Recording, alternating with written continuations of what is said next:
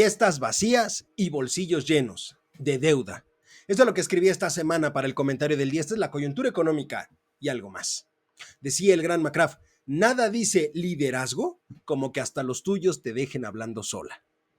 No cabe duda de que la realidad siempre supera a la ficción. En esta semana que terminó, los pasillos de Palacio Nacional deben estar más revueltos que de costumbre. Lo que se suponía sería un festejo glorioso de la pseudoemperatriz terminó opacado no por su discurso, sino por el desaire de su propia gente. Sin embargo, más allá del espectáculo político, las implicaciones económicas de los eventos recientes son de mayor relevancia. Para empezar, la semana arrancó con la amenaza de aranceles por parte de Estados Unidos, algo que ya se veía venir desde principios de año, pero que finalmente se materializó, aunque fuera por 24 horas. Poco después, tanto Donald Trump como la corcholata mayor anunciaron que se había logrado un acuerdo. Aquí se habló de defensa de la soberanía y de la diplomacia como el arma más poderosa.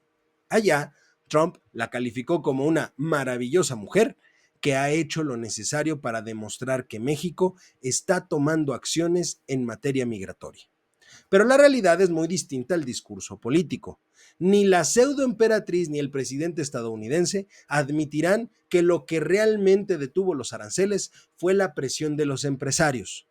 Esos mismos que han sido ignorados en México, pero que fueron fundamentales para que Trump regresara a la Casa Blanca. En particular, el sector automotriz dejó claro que continuar con los aranceles afectaría gravemente a las principales empresas estadounidenses, lo que derivaría en un problema económico serio, tanto en Estados Unidos como en nuestro país. Ante tal presión, la decisión fue clara: frenar los aranceles y evitar un conflicto mayor. Y como si la semana no tuviera suficientes sobresaltos, llegó la nada sorpresiva salida de Rogelio Ramírez de la O. El gran florero de Hacienda dejó su posición ornamental para dar paso a su hasta entonces subsecretario, quien, dicho sea de paso, es una figura controversial y, en mi opinión, impuesta. De lo contrario, ¿cómo explicar que se nombre en un puesto tan importante a alguien que fue inhabilitado durante el gobierno de la propia pseudoemperatriz en la Ciudad de México por actos de corrupción?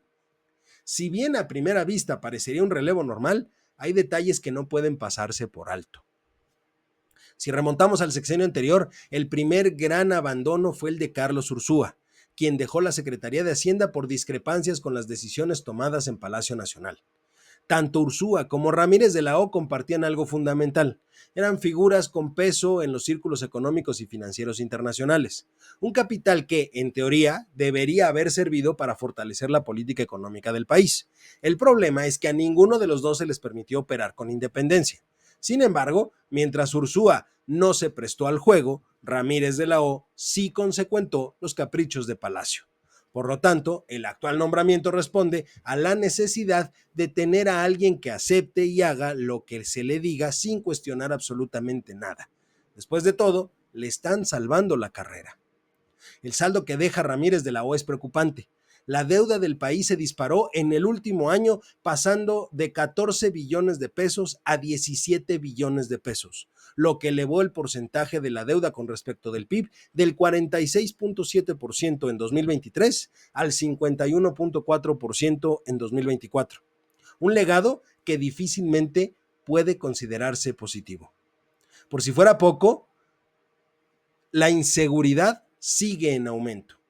Atacar las causas de la violencia es una estrategia muy válida, pero sus resultados se reflejan a mediano y largo plazo. Mientras tanto, la realidad es que la violencia continúa creciendo. Para muestra, basta ver los hallazgos recientes en Jalisco, donde, por cierto, queda claro que el papel de los cuerpos policíacos y los ministerios públicos no es, de ninguna forma, investigar actos delictivos, sino alejar a los capitales.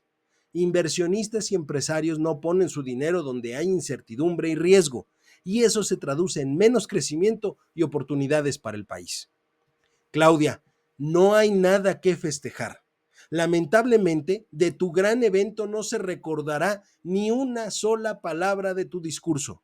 Cerraste la semana de la peor forma posible, con el desaire de tus propios correligionarios, proyectando una imagen de debilidad en el peor momento posible.